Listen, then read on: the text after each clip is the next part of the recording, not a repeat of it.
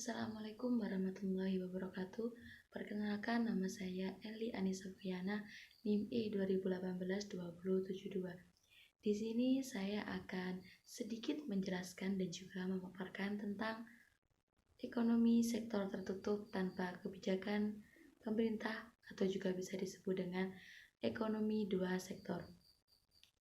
Dari kata ekonomi tertutup tanpa kebijakan pemerintah itu kita bisa menggolongkan menjadi dua, yakni yang pertama adalah golongan tentang ekonomi tertutup dan yang kedua adalah tentang tanpa kebijakan pemerintah. Yang pertama yang akan saya bahas adalah tentang ekonomi tertutup. Ekonomi tertutup ini maksudnya gimana sih? Ya, maksudnya itu gini. Ekonomi tertutup adalah ekonomi dalam sebuah negara yang hanya menitik beratkan kegiatan perekonomiannya itu hanya pada sektor rumah tangga produksi dan juga rumah tangga konsumsi, dan tidak menitik beratkan kepada ekspor dan juga impor. Dan juga pada saat mereka mengalami kekurangan pada suatu masa, mereka mengalami kekurangan suatu hal atau suatu bahan, maka mereka tidak akan melakukan impor dari luar negeri. Mereka tetap akan mencari bahan lain atau sesuatu yang bisa menggantikan yang masih tetap berada di negara tersebut. Dan yang kedua maksudnya adalah apabila dalam negara tersebut mengalami kelebihan suatu bahan produksi atau apalah itu, mereka tidak akan pernah yang namanya melakukan ekspor ke luar negeri. Dan yang kedua adalah golongan tentang tanpa kebijakan pemerintah. Maksud dari tanpa kebijakan pemerintah ini adalah dalam semua kegiatan atau mekanisme kegiatan perekonomian dari dua sektor ini, pemerintah tidak akan diikut sertakan. Pemerintah akan angkat tangan dari proses perekonomian di dua sektor tersebut. Jadi pemerintah itu tidak ikut campur tangan, dan juga dalam perekonomian dua sektor ini pemerintah tidak memberikan subsidi kepada rakyatnya dan juga tidak memberikan kewajiban atau beban pajak kepada warganya. Yang selanjutnya adalah tentang ciri-ciri dari ekonomi tertutup tanpa kebijakan pemerintah ini. Ciri-cirinya yang pertama adalah sektor perusahaan itu melakukan produksi yang bahan-bahan produksinya atau faktor-faktor produksinya itu berasal dari faktor rumah tangga. Maksudnya sebuah perusahaan melakukan produksi, maka bahan-bahannya itu berasal dari sektor rumah tangga. Dan yang selanjutnya yang kedua adalah ciri-cirinya hampir setiap atau seluruh penghasilan atau pendapatan dari sektor rumah tangga itu akan dibelanjakan atau akan digunakan untuk kegiatan konsumsi untuk membeli jasa atau barang yang telah dihasilkan oleh sektor perusahaan tadi. Yang selanjutnya adalah tentang alur pendapatan dari perekonomian dua sektor ini. Alurnya seperti ini. Ya, dari gambar tersebut kita diutamakan atau kita fokuskan kepada sektor rumah tangga dan juga sektor produksi atau sektor rumah tangga tadi kita sebut dengan sektor konsumsi gitu ya.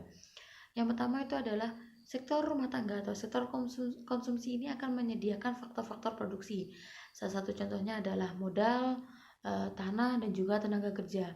Selanjutnya, setelah mendapatkan faktor produksi tersebut, maka dari perusahaan itu akan memberikan balas jasa kepada sektor rumah tangga itu baik berupa gaji atau upah.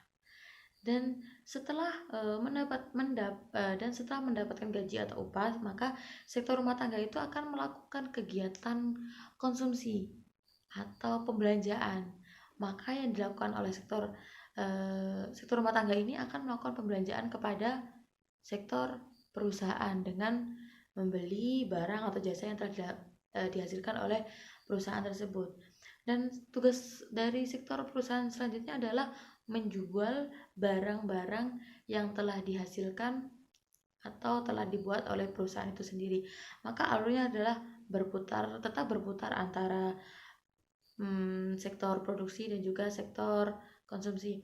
Yang selanjutnya adalah tentang rumus keseimbangan di perekonomian tertutup ini atau perekonomian dari sektor ini. Rumus keseimbangannya adalah Y sama dengan C plus I.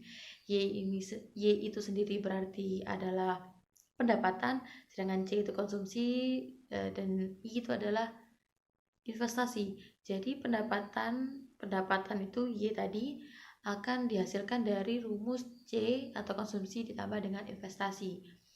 Dan juga bisa rumusnya adalah konsumsi itu sendiri, rumusnya adalah A plus B kali Y.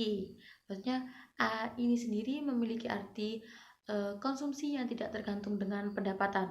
Maksudnya adalah konsumsi yang meskipun tidak ada pendapatan, konsumsi ini tidak akan pernah selesai atau tetap berjalan. Contohnya adalah makan. Ada tidaknya pendapatan, maka makan itu tidak pernah terganti atau tidak pernah putus, seperti itu kan. Yang selanjutnya adalah tentang plus B kan tadi. B ini sendiri adalah hasrat marginal seseorang untuk melakukan konsumsi. Maka semakin tinggi marginal seseorang atau pendapatan seseorang, maka konsumsi yang akan dilakukan itu akan semakin tinggi. Seperti itu. Dan Y itu sendiri adalah disposable income atau pendapatan yang siap untuk dilakukan pembelanjaan. Yang selanjutnya adalah fungsi konsumsi dan tabungan dalam Islam. Fungsi konsumsi dalam Islam itu sendiri ada dua, yakni fungsi untuk diri sendiri dan juga fungsi untuk mendapatkan ridho Allah. Yang digolongkan untuk menjadi fungsi atau dikelompokkan menjadi konsumsi untuk diri sendiri itu adalah konsumsi yang meliputi sandang, pangan, dan juga papan. Selanjutnya yang konsumsi digolongkan kepada untuk mendapatkan ridho Allah itu yang pertama adalah melakukan zakat, infak, dan sedekah. Kemudian yang terakhir adalah fungsi investigasi dan pendekatan ekonomi. Jika dalam ekonomi konvensional yang dilakukan pemerintah itu adalah selalu tentang bunga bank. Pemerintah ingin menarik uang yang telah beredar banyak di masyarakat, maka pemerintah akan melakukan atau menaikkan suku bunga bank kan, ya kan, untuk menabung. Kemudian jika ingin masyarakat atau uang yang beredar itu terlalu sedikit di dalam masyarakat, maka yang dilakukan pemerintah adalah menurunkan bunga bank itu sendiri untuk memudahkan masyarakat melakukan pinjaman. Dan yang selanjutnya adalah yang saya bahas adalah tentang pendapat saya mengenai perekonomian dua sektor ini.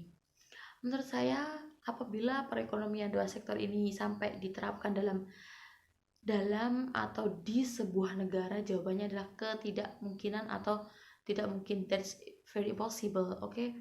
Karena apa? Karena pada zaman sekarang itu sebuah negara tidak mungkin tidak berhubungan dengan negara lain. Maksudnya apa? Karena saya mengibaratkan negara itu seperti manusia, harus bersosialisasi. Kan tidak mungkin bisa hidup sendiri kalau manusia. Kalau negara berarti tidak mungkin berdiri sendiri. Karena apa? Pasti sebuah negara nanti atau entah kapan itu akan membutuhkan pertolongan dari negara lain. Seperti itu kan. Yang selanjutnya adalah kenapa tidak mungkin terjadi atau bisa diterapkan sektor perekonomian dua sektor ini? Dikarenakan ya pada zaman sekarang sebuah negara tidak melakukan ekspor impor, hanya mengandalkan kemampuan di dalam negeri itu sendiri. Itu sangat sulit sekali mungkin.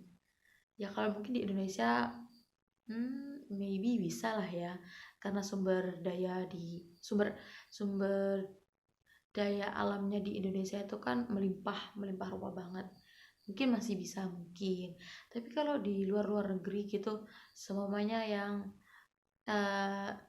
iklimnya ekstrim seperti itu, bukan tropis seperti di Indonesia, mereka kan tidak mungkin hanya mengandalkan hasil dari negara mereka sendiri kan.